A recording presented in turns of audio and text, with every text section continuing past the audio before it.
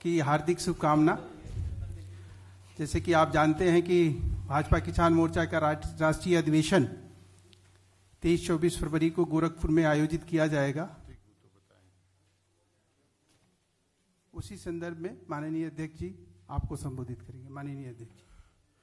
मैं वीरेंद्र सिंह हूं, सांसद हूं, किसान मोर्चा भारतीय जनता पार्टी का राष्ट्रीय अध्यक्ष।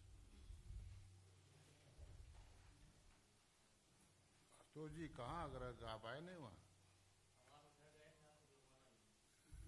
तो शुरू किया जाए।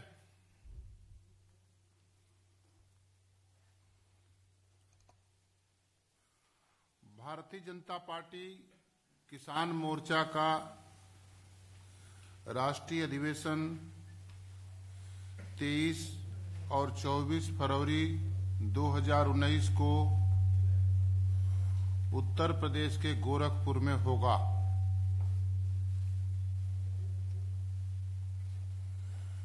जिसमें देश भर के किसान मोर्चा के कार्यकर्ता हजारों की संख्या में प्रतिनिधि के तौर पर उपस्थित रहेंगे। अधिवेशन का उद्घाटन 23 फरवरी को होगा।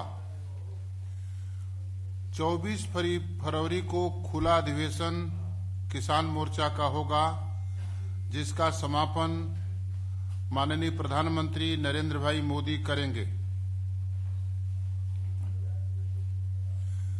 राष्ट्रीय अधिवेशन में संवाद का विषय रहेगा भारत सरकार के प्रधानमंत्री श्री नरेंद्र मोदी जी ने किसानों के समृद्धि के लिए, गांव के विकास के लिए और कृषि के विकास के लिए जिन योजनाओं को लागू करने के लिए फैसला किया है, देश भर के किसान मोर्चा के कार्यकर्ता उस संबंध में संवाद करेंगे। राष्ट्रीय अधिवेशन में फैसला होगा। सभी कार्यकर्ता कृषि के विकास के और किसानों के विकास के, गांव के विकास की योजनाओं को खेत खलिहान, किसान और गांव तक पहुंचाएंगे।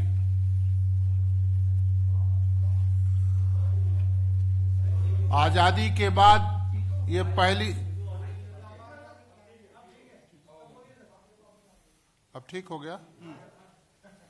ये किसानों के कार्यक्रम में इतना आवाज आना जरूरी भी। किसान आवाज की ताकत है ना। आजादी के बाद भारत की पहली सरकार है जिसके प्रधानमंत्री ने हिंदुस्तान के बजट का 52% हिस्सा गांव के विकास के लिए, ग्रामीण विकास के लिए, किसानों के सहायता के लिए, कृषि के समृद्धि के लिए और किसानों समृद्धि के लिए स्वीकृत किया है, योजनाओं में स्वीकृत किया है।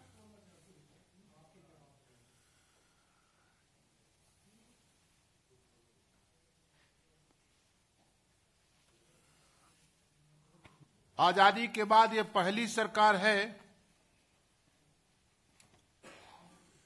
जिसने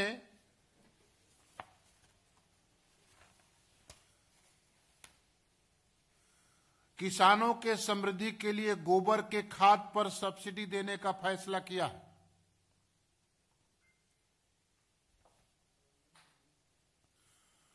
गौशाला बनाने के लिए मुफ्त में किसानों की योजना बनाए। भेड़ पालक किसानों के समृद्धि के लिए नाबार्ड से संबद्ध करके योजना बनाए। मैं जिस क्षेत्र से आता हूं, भदोही, और प्रधानमंत्री का संसदीय क्षेत्र काशी, 10,000 करोड़ रुपए का कारपेट का निर्यात होता है। विदेशी मुद्रा हमारे देश में आते हैं। इसको ध्यान में रखकर भारत सरकार ने पूरे देश में भेड़ पालक किसानों के लिए यह योजना बनाई है। आजादी के बाद पहली बार किसानों के समृद्धि के लिए बांस योजना, जिसको बंबू मिशन कहते हैं, उस पर इस सरकार ने 1600 करोड़ रुपया स्वीकृत किया है। जहां अनुपजाऊ जमीन होते हैं वहां किसानों को बांस उत्पादन करने की सुविधा प्राप्त हो जाएगी। पहले कागज को आयात करने के लिए देश का जो पैसा खर्चा होता था बांस के उत्पादन से बढ़ जाने से वह आयात रुक जाएगा और उसे देश का पैसा बाहर जाने से बच जाएगा। ये एक बहुत बड़ा योजना है।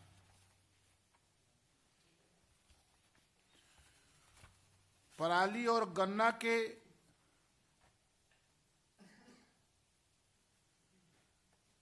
खूजा से एथेनॉल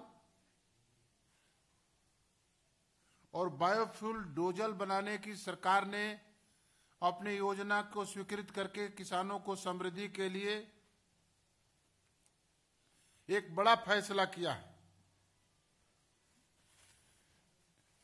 किसानों के कृषि के क्षेत्र में जितने भी यंत्र प्रयोग होते हैं उन यंत्रों पर जीएसटी में छूट दी गई है और उन पर सब्सिडी भी दी जा रही है।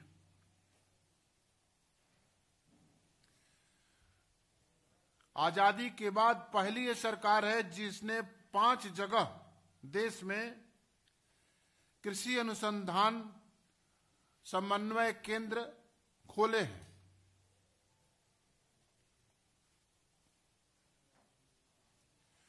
किसानों के पशुधन की सुरक्षा के लिए पशु चिकित्सालय भारी संख्या में और उसके शिक्षा के लिए महाविद्यालय की भी स्थापना हुई है।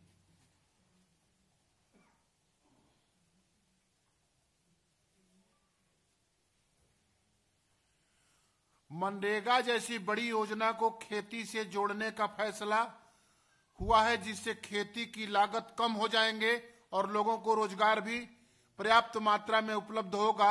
ये एक बहुत बड़ा फैसला है।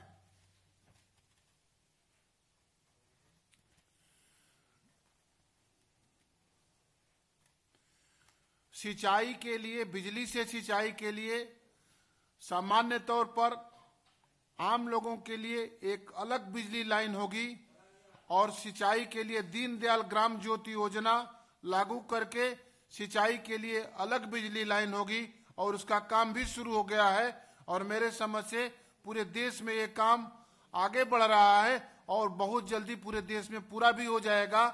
इससे बिजली की सिंचाई करने से किसानों की खेती की लागत कम होगी और बिजली से जो परेशानियां होती थी सिंचाई में वो पूरी तरह समाप्त हो जाएगी।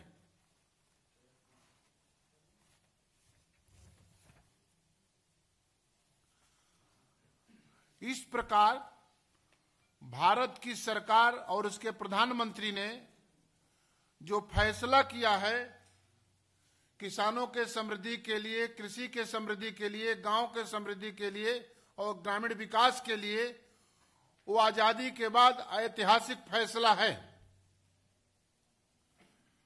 भारतीय जनता पार्टी के राष्ट्रीय अध्यक्ष अमित भाई शाह ने जो राज्यसभा में किसानों के समृद्धि के लिए भाषण दिया है, जो ग्रामीण विकास के लिए भाषण दिया है, वो देश के किसानों के भविष्य के लिए, गांव के विकास के लिए, ग्रामीण विकास के लिए और सरकार को प्रेरणा करने के लिए एक बेमिसाल निवेदन है। इसी तरह का भाषण कभी जवाहरलाल नेहरू के मंत्रिमंडल के उस समय के गृह मंत्री, उप प्रधानमंत्री वल्लभ भाई पटेल, सरदार वल्लभ भाई पटेल ने भारत के संसद में दिया था।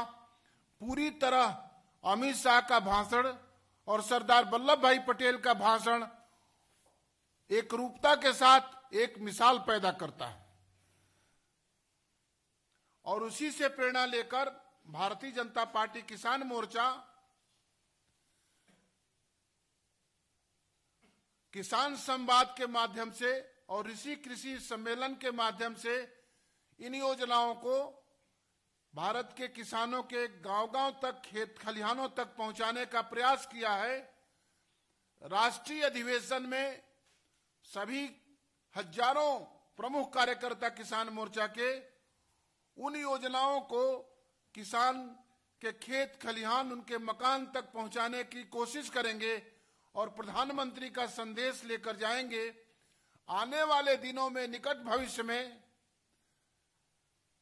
किसान मोर्चा ने निवेदन किया है, प्रधानमंत्री ने स्वीकार भी किया है कि बहुत काम किसानों के लिए हुआ है, अभी बाकी भी है। निकट भविष्य में बहुत बड़ा फैसला किसानों के समृद्धि के लिए होने वाला है। यह भी जानकारी मैं आपको देना चाहता हूं किसान मोर्चा के राष्ट्रीय अध्यक्ष के नाते।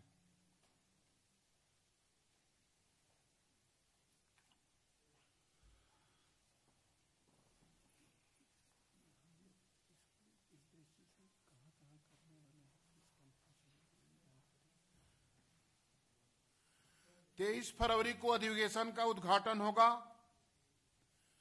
खुला अधिवेशन के दूसरे दिन 24 फरवरी को माननीय श्री नरेंद्र मोदी जी उपस्थित कार्यकर्ताओं को संबोधित करेंगे।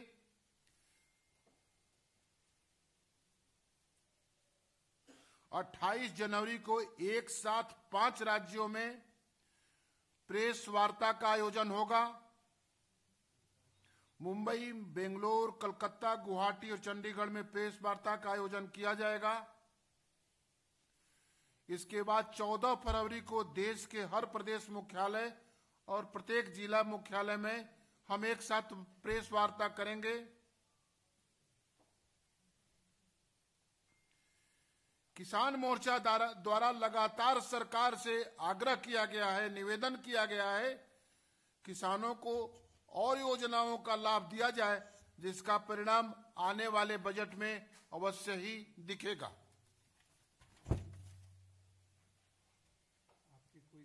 आपके कोई सवाल हो? राष्ट्रीय अधिवेशन का उद्घाटन तो भारतीय जनता पार्टी के राष्ट्रीय अध्यक्ष और किसान मोर्चा के राष्ट्रीय अध्यक्ष के नाते मैं उपस्थित रहूंगा। निवेदन करूंगा कि राष्ट्रीय अध्यक्ष जी रहे, नहीं तो उद्घाटन मैं स्वयं करूंगा। जी, आपने कहा कि प्रधानमंत्री ने ऐसा संकेत दिया है कि आने वाले दिनों में किसानों के लिए बहुत बड़ा फैसला होने वाला है। किस तरीके का संकेत है? क्योंकि चर्चा ये चल रही है कि डीबीटी के माध्यम से किसानों के अकाउंट में 4000 रुपए पर एकड़ के हिसाब से सरकार देने का प्रस्ताव। वो फैसला हो जाएगा तो आपको हम निवेदन पूर्वक आमंत्रित करके जानकारी जरूर दे देंगे। जी, जिस तरह से 5 राज्यों के जो विधानसभा चुनाव हुए थे, 3 राज्य आप लोगों को गंवानी पड़ी। थोड़ा जोर से बोलने की कृपा करेंगे। सर, 3 राज्य में आपकी सरकार चली गई और ऐसा कहा जाता है कि किसान के मुद्दे पर जो है, जिस तरह से कांग्रेस ने कर्ज माफी की घोषणा की थी, उस वजह से ये असर हुआ। आपको लगता है, और जिस तरह से जो संकेत मिल रहे हैं कि आपकी सरकार भी किसानों को जो किसानों के कर्ज माफी के लिए कदम उठा रही है, ऐसे संकेत मिल रहे हैं, तो क्या 3 राज्यों के चुनाव के बाद आप लोगों को इस दिशा में काम करने का ज्यादा जरूरत महसूस हुई?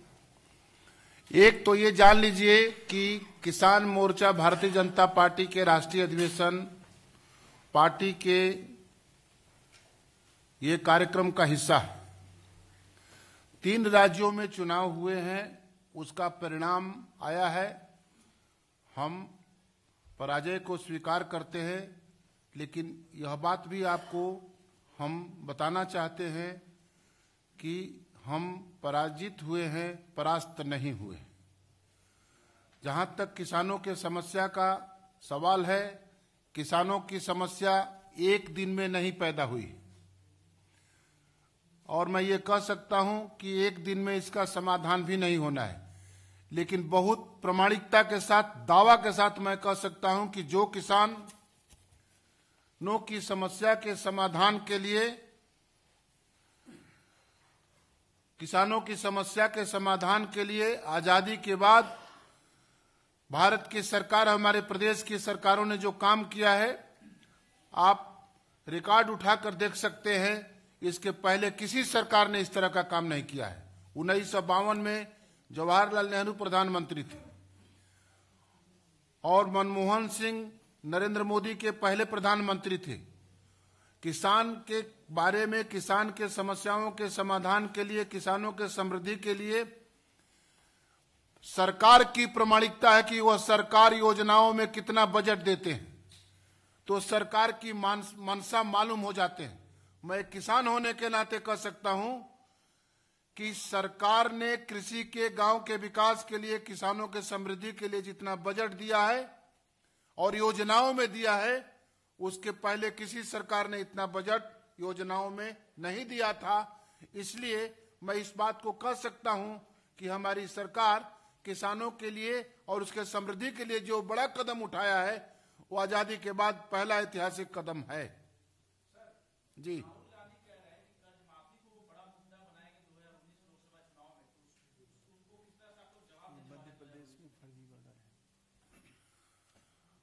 कर्ज माफी को राहुल गांधी मुद्दा बनाएंगे, वो स्वतंत्र हैं, जिस चीज को मुद्दा बनाना चाहे बना ले। लेकिन एक बात मैं कह सकता हूं, आज भी कह सकता हूं कि कर्ज माफी किसानों के लिए एक तत्काल राहत की व्यवस्था हो सकती है, शाश्वत उनके समस्या का समाधान नहीं है। और कर्ज माफी से तत्काल राहत होने के बाद एक दूसरी तरह की समस्या खड़ी हो रही है। इसलिए हम लोग किसानों को इस तरह की योजना बनाए हैं और बनाने जा रहे हैं कि भविष्य में किसानों को कर्जा लेने की जरूरत ही नहीं पड़ेगी। और जहां तक कर्जा है, कर्जा का सवाल है,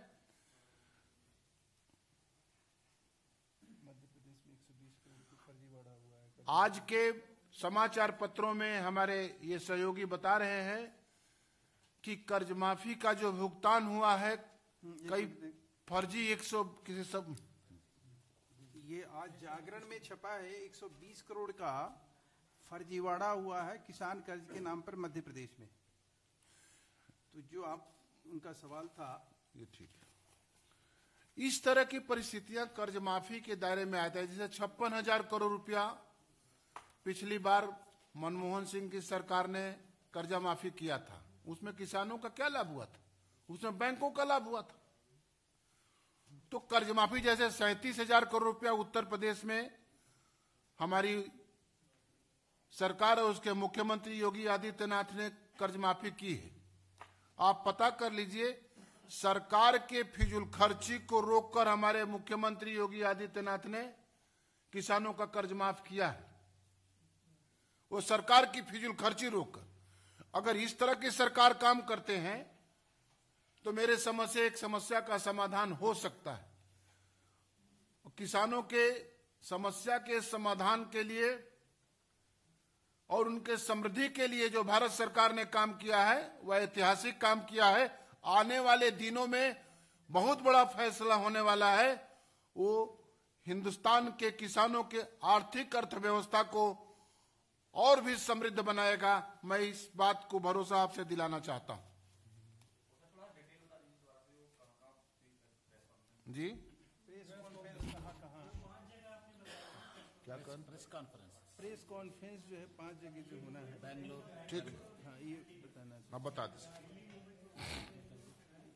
ये हमारा जो है बेंगलोर में है, बेंगलोर के बाद मुंबई है, मुंबई के बाद कलकत्ता है और गुवाहाटी और चंडीगढ़, और लास्ट में जो है माननीय अध्यक्ष जी जो इसका समापन करेंगे प्रेस वार्ता का, वो लखनऊ में करेंगे 19 फरवरी को। और किसी को पूछता? अनुज भाई, चलो एक मिनट, लास्ट क्वेश्चन। नहीं, वहां तो जो होगा वो होगा ही। 23-24 फरवरी को जो प्रेस कॉन्फ्रेंस होगा वहां पे, वो तो अलग है, लेकिन उससे पहले हम राष्ट्रीय अधिवेशन को लेकर क्या करने जा रहे हैं उसके बारे में एक सूचना देने का ये व्यवस्था है। थोड़ा जोर से बोले।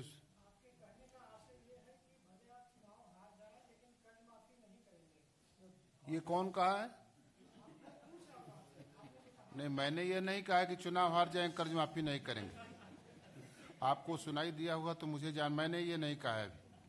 मैंने ये कहा है, मैं किसान हूं, उस मामले में राहुल गांधी से ज्यादा जानता हूं। राहुल गांधी बहुत बहक के बोल रहे हैं। राहुल गांधी से मैं ज्यादा जानता हूं, क्योंकि वो अभी धान, ज्वार, गेहूं, बाजरा का पौधा नहीं पहचान सकते, किसानों की भी बात करते। मैं किसान हूं, इसलिए इस बात को कह रहा हूं कि मैं जानता हूं कि किसानों के समस्या के समाधान, कर्ज माफी, उसका तत्काल राहत हो सकता है, शाश्वत समाधान नहीं है। उसका उदाहरण मैं दे सकता हूं। पंजाब में सबसे पहले किसानों के कर्ज माफी हुई। चौधरी देवीलाल ने कृषि मंत्री होने के नाते सबसे पहले इस देश में कर्ज माफी की घोषणा की। उसके बाद 56,000 करोड़ रुपया मनमोहन सिंह के कर्ज माफी हुए।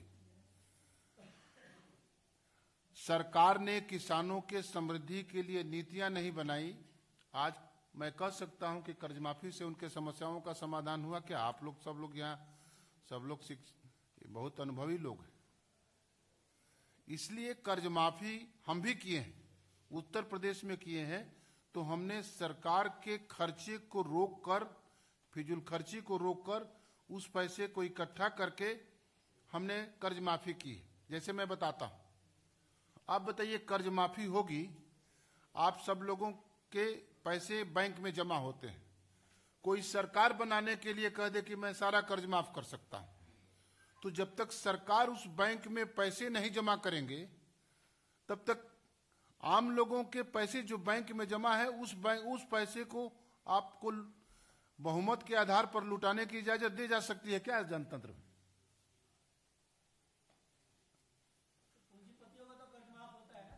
नहीं, मैं बता रहा हूं, पूंजीपतियों के कर्ज माफ, जिस बात को राहुल गांधी कर रहे हैं, उस बात को लोकसभा में और संसद में कहा जा चुका है कि पूंजीपतियों के कर्ज माफ नहीं हुए। अगर यह बात गलत हो तो राहुल गांधी को प्रिविलेज ले आना चाहिए।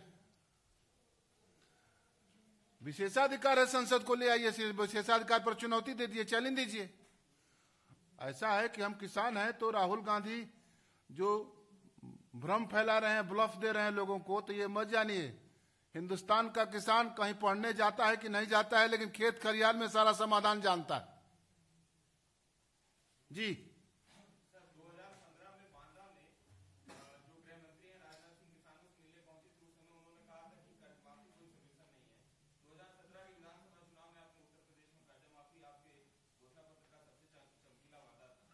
उसके बाद में कह रहे हैं कि कर्ज माफी आप नहीं कर रहे हैं। आप उत्तर प्रदेश में ये कह रहे हैं कि हमने फिजूल खर्ची रोक के कर्ज माफी की, तो ये तर्क तो कांग्रेस भी इस्तेमाल कर सकती है ना कि हमने फिजूल खर्ची रोक के कर्ज माफी की। या आप हमको ये डिटेल में बताएंगे किस मद से आपने पैसा कम किया है और उसको कर्ज माफी में दिया है, तो हम इसको समझ पाए कि किस तरीके से आपने फिजूल खर्ची रोकी। आपने 3 बार ये तर्क लगातार अभी दिया है, अब मैं इस तर्क को समझ नहीं पा रहा। देखिए, कर्ज माफी कहा गया है कि पूरे समस्या का समाधान नहीं है। मैं भी कहता हूं कि पूरे समस्या का समाधान नहीं, और मैं किसान हूं, किसान मोर्चा के राष्ट्रीय अध्यक्ष के नाते मैं कह रहा हूं, किसान होने के नाते भी मैं कह रहा हूं, और सारे उदाहरण देकर बता दिया हूं कि देवीलाल ने भी कर्ज माफी, सबसे पहले कर्ज माफी पंजाब में हुआ था। चौधरी देवीलाल ने देश के किसानों का कर्जा माफ किया था। हम कर्ज माफी को घोषणा करके किसानों के समस्या का समाधान नहीं तलाश रहे, इस बात को मैं कह सकता हूं और प्रामाणिकता के साथ कह सकता हूं। हमने भी कर्ज माफी की घोषणा की, 37,000 करोड़ रुपया उत्तर प्रदेश में कर्जा माफी किया, उसके पहले मध्य प्रदेश में भी माफ हुआ। हमने बहुत बड़ा फैसला किया है कि किसानों के उत्पादन की लाभकारी कीमत देने के लिए स्वामीनाथन कमेटी की रिपोर्ट लागू की है। बहुत दिनों के बाद कांग्रेस के शासन में स्वामीनाथन कमेटी बनाई गई थी, कमीशन, और ये कहा गया था कि इससे के कमीशन की रिपोर्ट लागू हो जाने पर क्या किसानों के समस्या का बहुत हद तक समाधान हो जाएगा। लेकिन बहुत दिनों तक उस कमेटी की रिपोर्ट पता नहीं कहां रही, लेकिन हमारे सरकार के प्रधानमंत्री ने स्वामीनाथन कमेटी की रिपोर्ट को लागू किया और स्वयं स्वामीनाथन साहब ने लेख लिखकर स्वीकार किया कि हमारे कमेटी की रिपोर्ट ये प्रधानमंत्री ने और ये सरकार ने लागू किया। जिस कर्ज माफी के बारे में आप चर्चा कर रहे हैं, मेरा किसान होने के नाते उसका दूसरा पहलू ये है कि किसानों के आमदनी को हम बढ़ा देंगे। कितने लोग कर्ज के सरकारी कर्ज के दायरे में होते हैं? आप आंकड़ा उठाकर देख लीजिए तो जितने लोग कर्जदार होते हैं उसके बहुत कम फीसदी लोग सरकारी कर्जे के कर्जदार होते हैं। बहुत से लोग सूदखोरों के, व्यक्तिगत सूदखोरों के कर्जदार होते हैं। उसका समाधान तलाशने के लिए उपाय एक ही है कि शासन योजना बनाए और किसानों के समृद्धि के लिए योजना लाभकारी हो। और एक बात मैं और कह सकता हूं, किसानों की समस्या आर्थिक ही समस्या केवल नहीं है, उसकी सामाजिक समस्या है, उसकी सांस्कृतिक समस्या है, उसकी राजनीतिक समस्या भी है। उसका विश्लेषण कभी हम बाद में आपसे करेंगे। लेकिन शासन के द्वारा लागू योजनाओं को प्रशासन क्रियान्वित करता है, समाज उसको स्वीकार करता है। किसानों के समस्या के समाधान के लिए शासन जो योजना लागू करता है, प्रशासन उसका क्रियान्वयन करता है, समाज उसको स्वीकार करता है। मैं अपने संसदीय क्षेत्र भदोही में इसका प्रयोग किया हूं। शासन, प्रशासन और समाज मिलकर उनके समस्याओं का समाधान का एक रास्ता तलाशते हैं। मैं आप लोगों से भी निवेदन करूंगा कि इस पर एक व्यापक चिंतन होना चाहिए और व्यापक बहस होना चाहिए।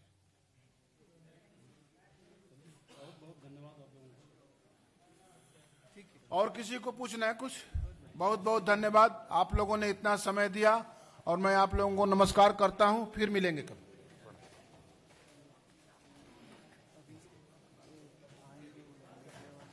यहीं आएंगे।